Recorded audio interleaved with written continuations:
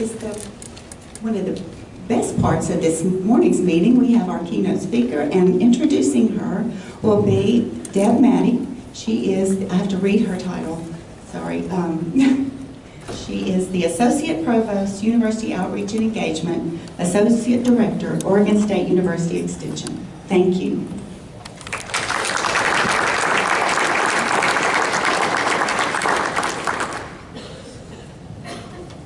Well, it gives me a great deal of pleasure to introduce our speaker today.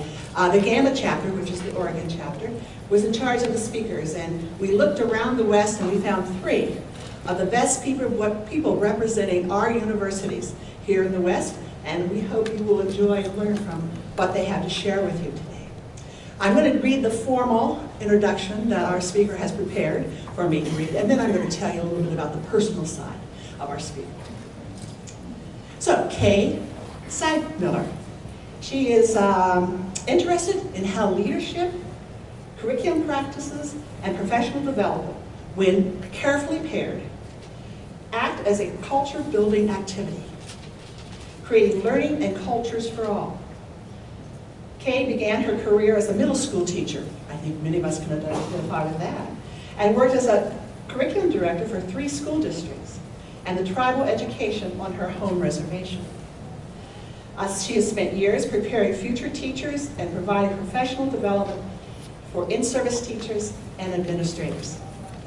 She now proudly serves as the director of the Center for Teaching and Learning at Oregon State University, where she supports university faculty in aligning their teaching practices to research shown in increased student engagement and success. Currently, Kay and her colleagues at the Center for Teaching and Learning are working to expand the walls of students' educational experiences into the counties of Oregon. And this is through experiential course development and design. Specifically, they are designing a series of entry-level courses for Oregon State's Marine Science Initiative that emphasize on-site internships and project-based learning. She has also fostered a collaborative relationship with Oregon State's College of Engineering and the university's Outreach and Engagement Division to design an upper-class level course called Humanitarian Engineering. This course will specifically be designed to prepare teams of students to assist Oregon Extension, that's us, to resolve pressing community issues. As part of the project, the center is designing a course for Extension faculty and community members to be delivered as a hybrid. That means part face-to-face and part online. This course will support Extension's faculty and its community members in mentoring and supporting students' development of necessary for community services and success. So that's the formal read. But let me tell you a little bit about Kay. Kay's been with us at Oregon State University for a couple of years now and brings such energy and passion to her work. So imagine this. It's a June. It's probably a pretty warm day for the Valley. And you have a board of administrators sitting around a table in a stuffy room. We've been at work for about 8 hours. And it's 4:30, and happy hour's at 5:15. Kay is the last person on the agenda. I thought, poor woman. Here she's going to meet Extension administrators for the very first time, and it's really going to disappoint her. Wrong. I was wrong. Rarely am I wrong, but I was wrong. And Kay brought us back to life. 4:30 brought us back to life. At 5:30 we were still talking, and the wine and the beer was getting warm. So, I am pleased to say that Kay is here today to tell us about her passion of how to make each and every one of us a better teacher. Whether it's in a classroom, because some of us have those experiences, or in our communities where we reach out to people. So, my pleasure to introduce Kay Sagmiller.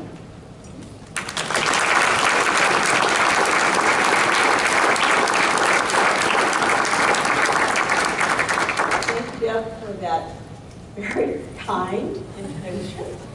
As Deb said, I am new to Oregon State University after several years working at a liberal arts college, a small liberal arts college. And it was quite a surprise to come to a land-grant mission school where I found very quickly that pastoral studies was not a part of religious studies.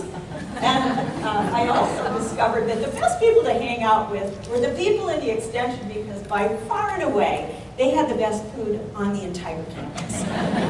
So I've been playing around a bit with many of the different extension agents in Washington and in Oregon to better understand what it is that you do. But I need to put a little caveat on there.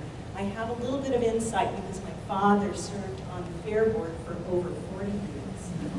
And my sister is a county extension agent. I won't tell you who it is. She can introduce herself, but just a little clue. She's from Glasgow, Montana, so not many people there. Well, I wanted to tell you a little bit about this impression that I had about coming to Oregon State, because this culture was completely different. There was sort of an excitement in the group of people that I had there. There was an enthusiasm about problems, and this efficacy that even though we have a problem, we can solve it. And efficacy comes from people who understand that with hard work, we will achieve, and that what we do makes a difference in society. Now, when we think about the history of education, and where's my little hoop handy at to change the pictures? It's on the podium. On the podium.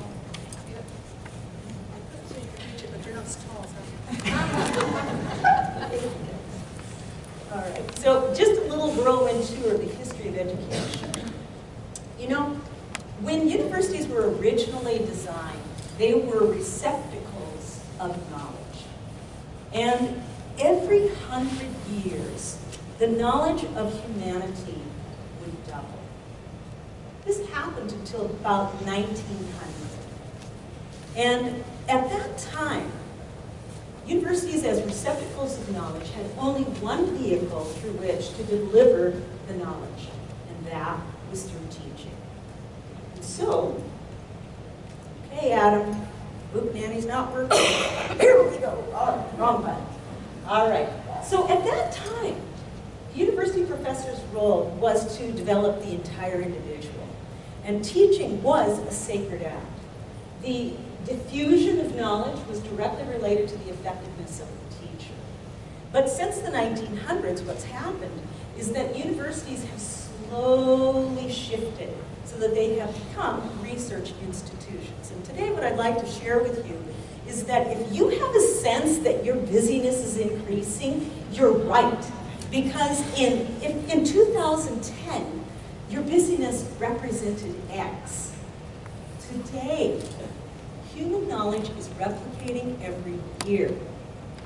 So let's just take a moment and think about that. All of the knowledge of the world is duplicating every year.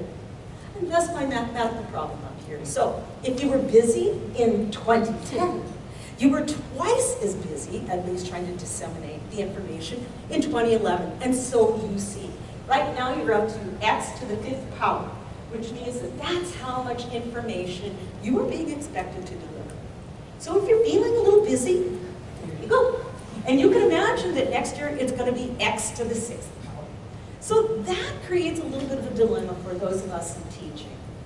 Today, what I'd like to share with you is this idea, that if we update ourselves in terms of the recent research in cognition, that you will not only be more engaging and effective in your teaching, but you'll have a greater impact on your communities, and lastly, a renewed sense of joy in the work that you do. Now, do I have your attention? All right, let's go. Let's see some fun stuff.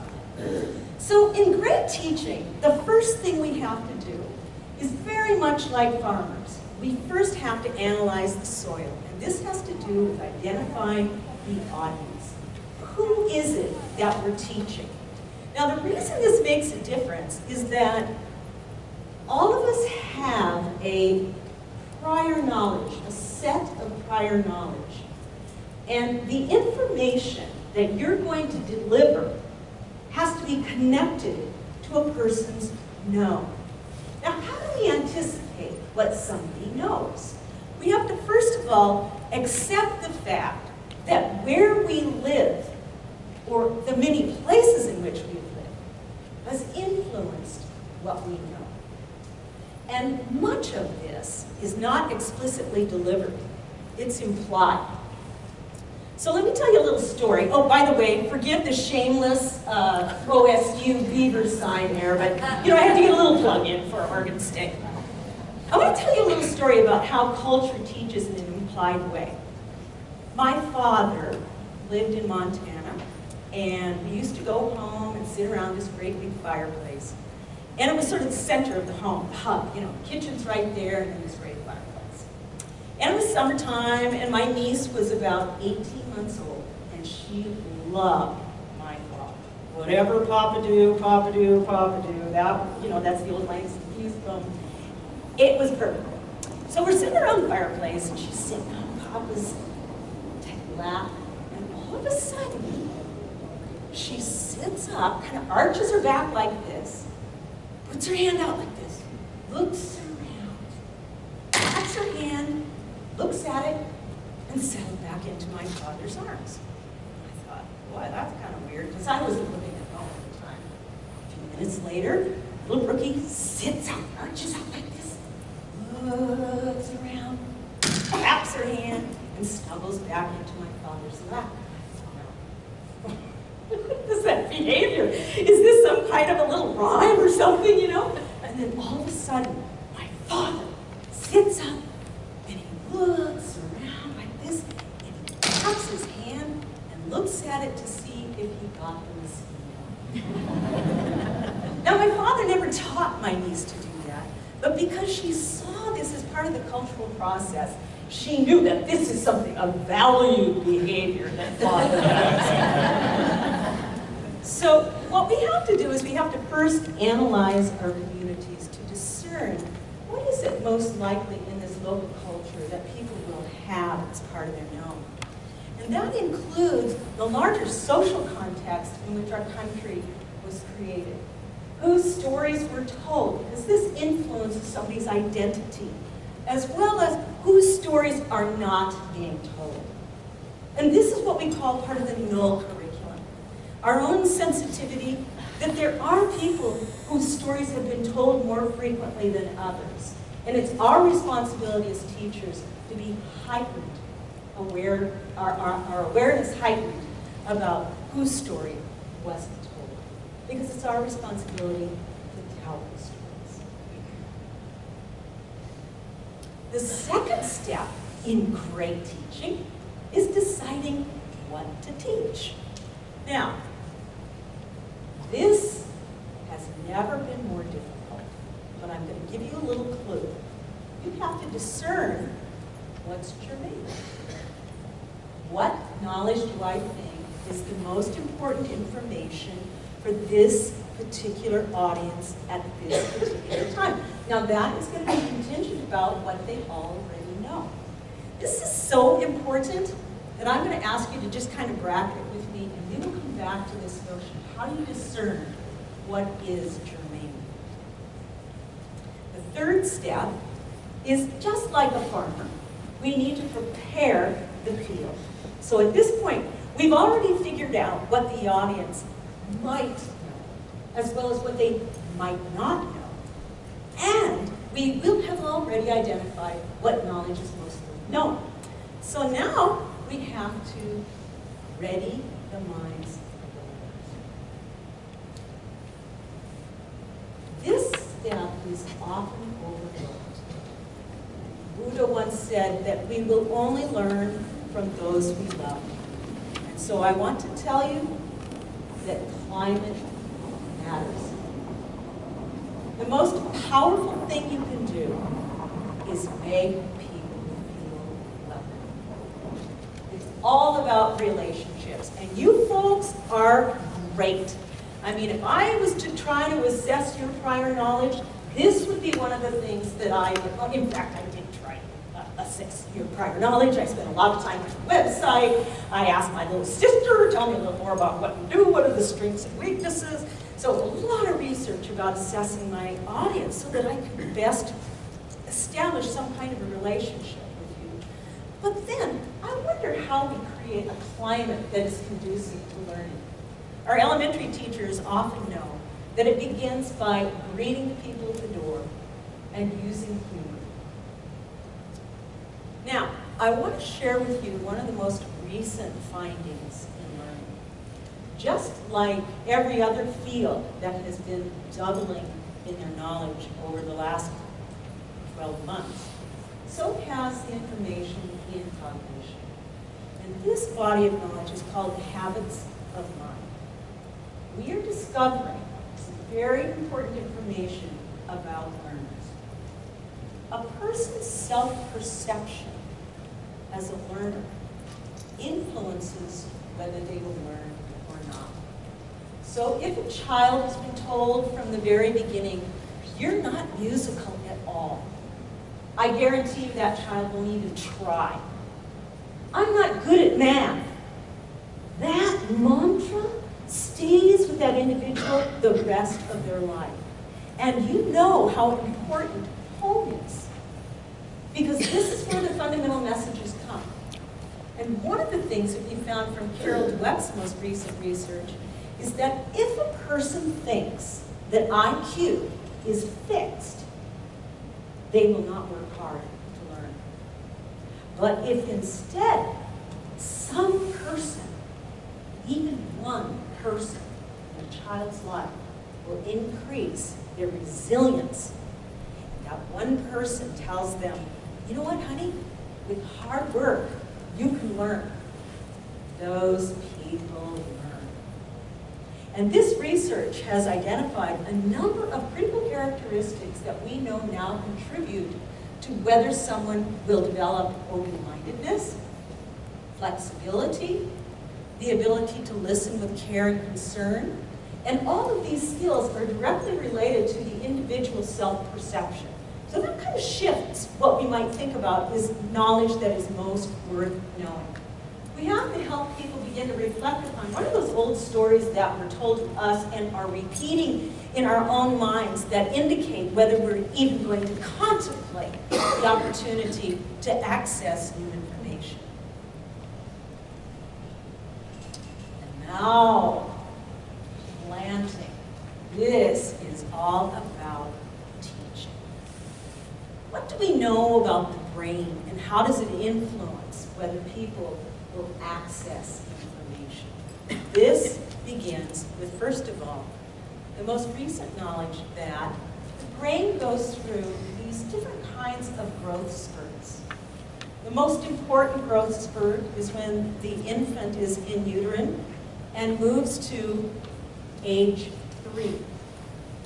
And if by age 3, certain potential synaptic connections have not been made, the brain begins to prune these opportunities. Now let me illustrate how this works. The brain organizes information into these schematic frameworks. We each carry this prior knowledge that has been made up of several experiences, relationships, and back to the notion of culture as well. This is our prior knowledge. The trails that are frequently used, so in other words, the ideas that are consistently reinforced, will create stronger connections, and the others will begin to prune off. Think for a moment the implications this has for early childhood education. Infants who have high degrees of stimulation are introduced to music even while the child is in the later years of the mother's tummy, from 8, 9 months. The child is hearing the community. If they're born into an abusive home, that prior knowledge is being reinforced about how they behave in society, just like a child raised in a loving home. Just like the self-perceptions that they have about themselves as learners. The music that they like. Is it bagpipes? Is it bluegrass? When that child is born, you will begin to see them having the same kinds of likes and desires. In fact, there was some recent research where they gave babies milk with a little bit of mustard in it, and the other babies just milk. And then they waited to see what's going to happen to those babies when they are born. Who likes milk with mustard? Now, I'm not sure anybody really likes milk with mustard. I mean, I don't know why the researchers came up with that particular choice, but it might have been because it was such a distinctive taste. But sure enough, when they offered milk to the babies, there was a clear preference for milk with mustard by the baby's flavor. So when mama was eating mustard in her early years, in the early years, they fed the baby milk with mustard. Later in life, the children preferred to have the mustard taste. So there is this relationship between what is being reinforced, whether it's taste reinforced, an idea reinforced. These are the heavily traveled networks. And this we refer to in our language as prior knowledge. The other thing we need to know about learning is that it's a synchronized process. So we have about 20 minutes to try to fill somebody's brains. Because your working memory is only 20 minutes. Honestly, if you want to err on the safe side, I'd go with 15 minutes. You really need to stop talking after 15 minutes. Because if you don't, the brain starts dumping information. The brain cannot distinguish what's worth retaining and what's worth dumping. So it just starts dumping stuff. That means that the retention is going to drop. And you have no idea what's getting dumped out. Are you with me? All right. The other thing is that whatever that prior knowledge is going to influence the sense that we make of the new knowledge. So let me tell you a little story. I was in San Francisco, down at the docks, and I wanted to take a tour. And I was waiting for the ferry boat ride over to Angel Island. And I was standing on the docks waiting. All of a sudden, this little girl comes twirling up to me. She grabbed my leg, looked up into my face, and she says, "We're riding ferries to Angel Island."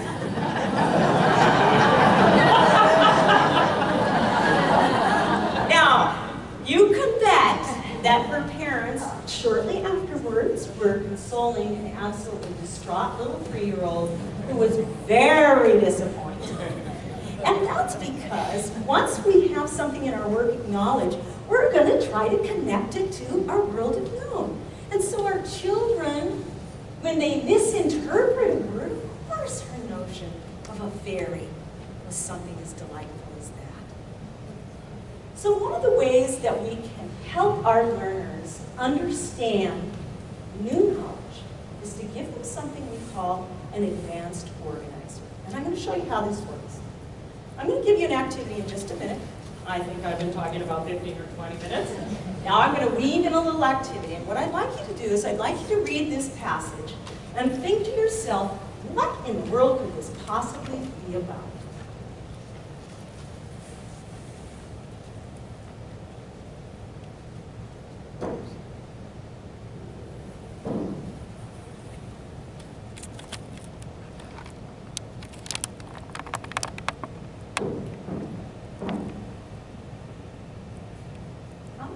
Feel a little dissonance, like I'm not really sure what that means, okay? That's good, because when we teach, we want to get people at this point where they're not really comfortable. Now your minds are open. Let me show you. If I would have told you what this is about, I'll bet you would have been able to make better sense of this. Whoops. How many got it right? All right, good. I know who does the laundry in here then, right? I didn't see too many men's hands. Come on, guys, you got to stand up there. All right, one in the back. So this is what we call an advanced organizer. This is a really important instructional strategy because what it does is it helps people start to contextualize the new knowledge. So that creates a new challenge for you and for me as a teacher. What is the big overarching idea that would assist and direct my learners in integrating this new knowledge? The next step in learning is that you want to water intend. And this is the process in which we nurture the intellectual growth of our learners. Sometimes in teaching we call this guided practice.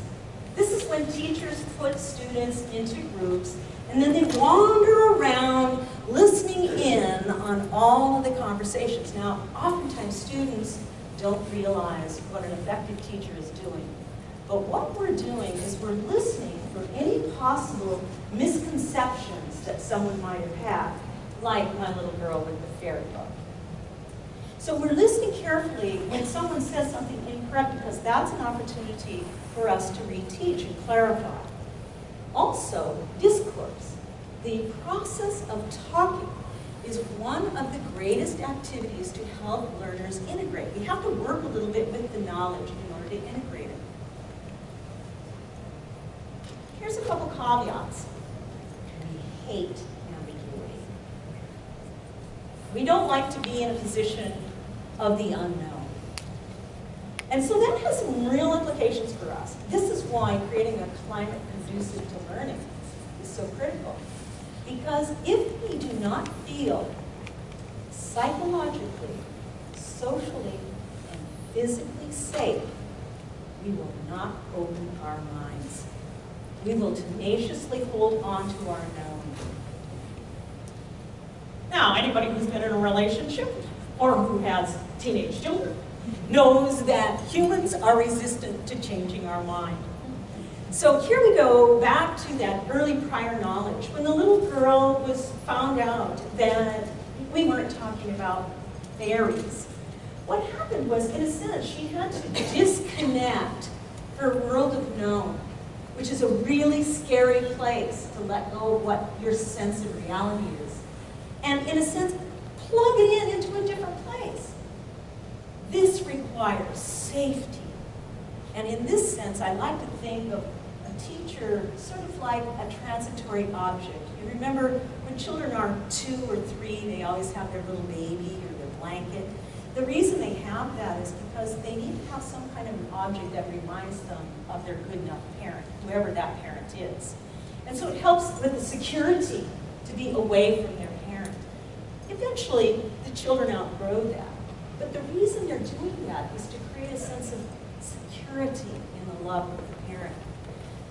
That means that we become, as teachers, the same as that security blanket. We're there to support our learners in that uncomfortable place of ambiguity. The other thing is, seeing is believing. This we find from the science, the research on science, that teachers who try to teach students science find that students will hang on tenaciously to the Aristotelian notion of how gravity works. So here's an example. If you ask anyone, really, unless they've had a physics lesson, how does a ball fall off of a table? And everybody will say, oh, it's straight down. And the teacher says, okay, great, let's find out. So they set up an experiment. It didn't fall straight down. There was a curve to it. Well, 10 feet. So let's do it again. And it was only after 3 times that the students began to think, maybe it's an angle. And so sure enough, this was such a rich way to teach the notion that there's an arc to the ball as it falls off the table. They wouldn't believe it unless they could convince themselves 3 times. And this is so true that there's even a book called Coeur's Scientific Revolution. And in it, he does a history of science, and he illustrates very clearly that scientists will hang on to the prevailing theory and until there's absolute preponderance of research that refutes the prevailing theory. This happened again and again and again through the history. And once they realize, oh shoot, we were wrong, there's this period of chaos, just like there is in the learning process, where we're frantically trying to make some kind of connection because we don't want ambiguity. And then we read. This is the piece about assessment. And I tell you, I've heard little complaints about the whole issue of assessment when it comes to extension, because we have this very inordinate responsibility to illustrate what kind of impact we have. Assessment is extremely complex, warrants its own presentation. But today, let's just as a caveat, let's go back to the targets that I had set for you today. I promised you that you would be more engaging and effective as a teacher, that you're going to have greater impact on your communities, and a renewed sense of joy in your work. What I'd like you to do now is just take a couple seconds next to visit with your partner next to you. How would you assess that? Now's when you guys talk.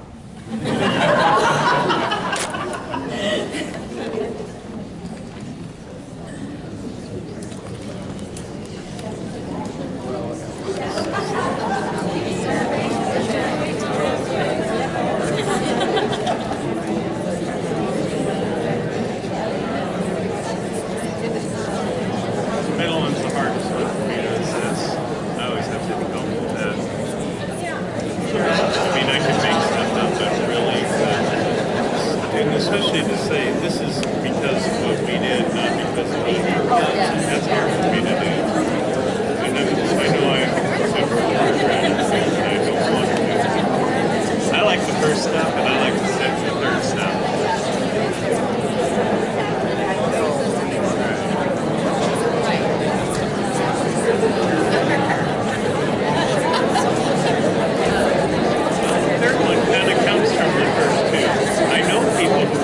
The second one, if they get a lot of joy out of that. I get more joy out of the first one, I think, because I like the engagement part. I like the hard work of the second one.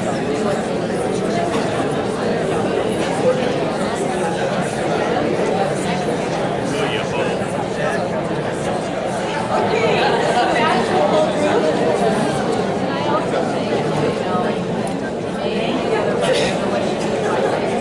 Yeah, I heard this was going to be a problem, that once you let everybody start talking, they're not going to stop. That's good. Okay, so what just happened was some integration of knowledge. What was an idea that came out of your group? Who would like to share with me how you might assess any one of those? Don't be shy. Come on, I had you laugh. You know, it's just throw something out. Anything. Learner feedback. Sorry? Learner feedback. Learner feedback is a good one, and that would be for our first one. Anything else? Okay, the ability to repeat something. So in other words, can the individual tell us back whether that was engaging or effective, or whether they learned anything? Yeah. Sleeping patterns for renewed sense of joy. There you go. Sleeping well. I know, I just think Certainly. Reduction in stress. We all want to have more joy. Yes. Positive attitude at work and greater attention. Absolutely. So what we're going to see is a shift in our own performance. Now we are entering the office with a sense of joyfulness that we're going to solve problems today and interact with people, no matter how complex it is. My point here, though, however, is that when you're writing those reports about impact, and I promise I'm not trying to get myself into trouble here, but there are some outcomes that cannot be measured immediately. And this is our challenge. So if we're talking about getting people to change their minds, sometimes, remember, it takes a lot of time to build new free ways of knowing. Or we have to continue to create experience after experience after experience that is safe enough for people to literally change their mind. This is the last step. Gosh, reflection is so rare in our work that you may find it when you're driving, 120 miles to your next meeting. That's when you do your reflection. There's nothing wrong with that. But what's important is that we do it. Most fruitful is when we do it with a learning buddy, and we talk about, well, how did that workshop go? Gee, everybody looked kind of death by PowerPoint. I'm not sure they got it, you know? So then we say, well, if I was to do that over, how would I do it in such a way that would be more compelling? When could I have woven in some stories? At what point should I have stopped my learners and allowed them to visit with one another? So, I promised you this. You're going to have increased impact and more joy in your work. What advice can I give you? Well, let's go back to this idea of what knowledge is most worth knowing. How do you discern what is most important? I want to tell you that my experience coming back to the land-grant institution was incredibly powerful. Every time we came up with a problem, people would say, that's kind of interesting. I wonder how we might solve that.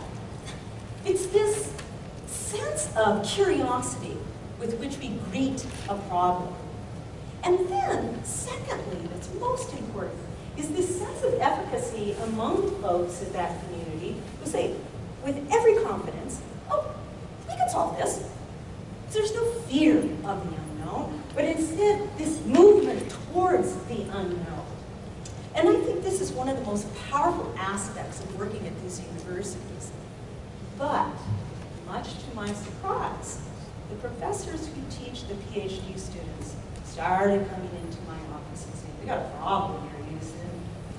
We've got these students, these graduate students, who are on the cusp of knowledge. Now think about that. You've got knowledge duplicating every year, and it takes a long time to get to the cusp of knowledge. And when they're over here, it's an incredibly exciting place. But it's very, very specific.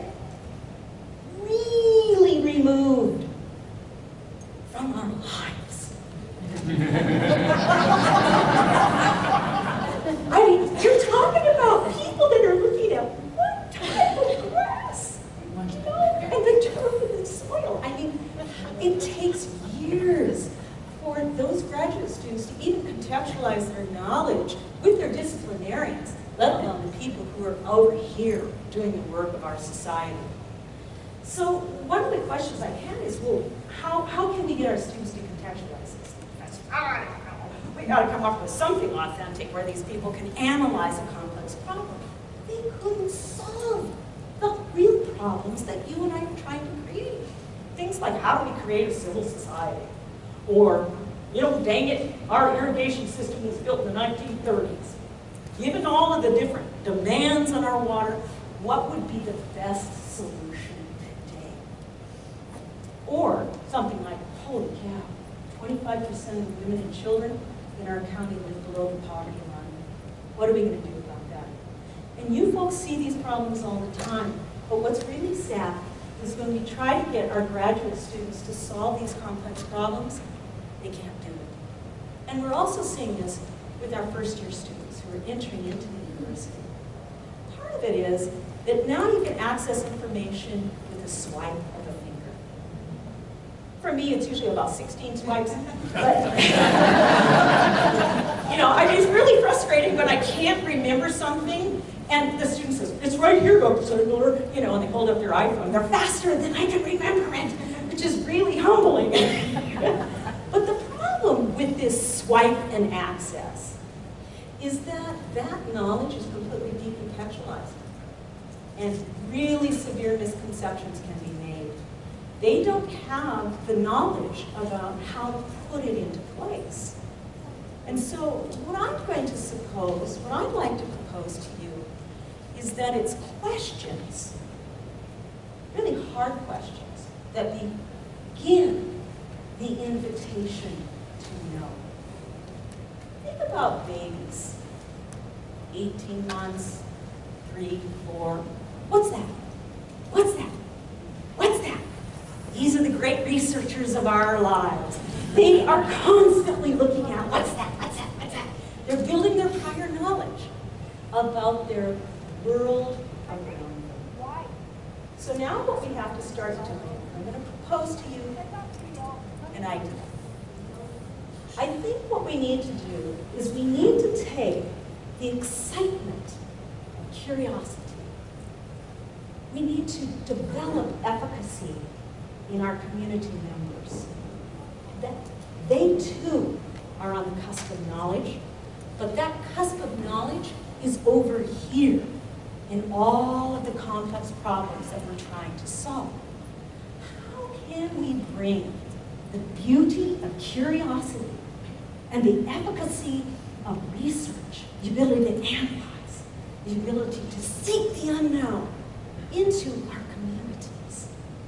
First thing we have to do is ask the hard questions. How are we going to collectively solve these problems? And that means that we need to go back to that whole thing about prior knowledge. And we need to go back to culture. And we need to ask whose story was told and who wasn't. And we need to create these communities of inquiry in every single one of our communities. We have to take on the hard problems. And we need to create collaborative groups that are heterogeneous. That means that we include not just the ranchers that we know, and not just the church folks we know, but we have to seek out the people who don't have voices in our community. Because that is at the foundation of our democracy. It's inclusive. It's well-educated. It's a can-do. And now we can go back to the liberal arts and see what the history of education teaches us. When we have the courage to take on these big, wicked problems, we need to go back to the ancients, to the Greeks, who told us that, yes, we need to look at the science behind this, the natural sciences. Certainly there's something there. So we go grab some of our grad students from the natural sciences. Okay, place them here. But that's not the only solution. We need to also look at problems from the social sciences. What's the political implications of this? What's the implications this is going to have on this group of people? Maybe our indigenous populations, the voices that are unheard, our Latinos. How will we have a solution that will meet the needs of all people in our community? That's democracy. And last but not least, the arts and the humanities, which have been stripped from our K-12 curriculum. And it is the least likely perspective that we will look at problems. But if we don't include the arts and humanities, which are those fundamental things that make us human, we are missing a great opportunity to weave the complexity of these knowledges into our lives and ask ourselves, what impact is this going to have on the spiritual identity of the people in our community, on the artistic native culture that we have? How will the arts and humanities influence our decision? Every complex problem needs to be viewed from those three perspectives. And what about this thing about joy? It is an invigorating place, people, to be actively engaged in the development of the entire community. Teaching our young the liberal arts and complex problem solving is the best preparation you can do to get them into the university. And we want to make our universities accessible to all. Students who come in with this random collection of decontextualized facts are not the people we need. There's too much to know. What we need are people who understand big ideas like where you grow up influences who you are. If students understand that and our communities understand that place influences who we are and how we view the world, then we have achieved that which cannot be achieved with an iPhone. Our community members understand that, you know what? The authentic problems that the people in 1869 were solving, those kinds of things where people actively engaged in the research, like how the heck am I going to get this water uphill? Those kinds of things. Those are the problems that we need to be looking at. And when we solve these in community, an inclusive community, what we find is people learn a sense of efficacy as a learner. And that goes right back to the habits of mind. We are proving to our community members that they can be problem solvers. And when you engage in that kind of work, you cannot help but feel a sense of joy. The last thing I want to leave you before I say thank you is I want to talk very briefly about why these problems need to be about our place. We live in an increasingly complex world, and what's happening is we're moving farther and farther and farther and farther away from this connection to the land. That worries me. Because a connection to our community around such ideas as where we grow up influences who we are is a roadmap for our students when they go into a new society, when they move to Thailand for some new job. And they look about and they say, oh, where you grow up influences who you are. Oh, now I understand why their artwork is so intricate. And so it's coming up with these large ideas about place and helping us understand that if I can solve a complex problem dang it here in my own little community, I can do it somewhere else in a global society. So enhance the complexity of the work. Include the people who are the silent voices as well as the people who come in with passion and point of view. It's in that work that we learn open-mindedness, flexibility, and all the other practical and intellectual skills that are necessary for a strong democracy. And after all, that was the whole reason why public universities were designed in the first place, was to create a literate society. I appreciate what you do every day. You are the weavers and the menders and the healers of this society, and I applaud all your work. And I thank you, Deb, for the opportunity to be with you today. Thank you very much.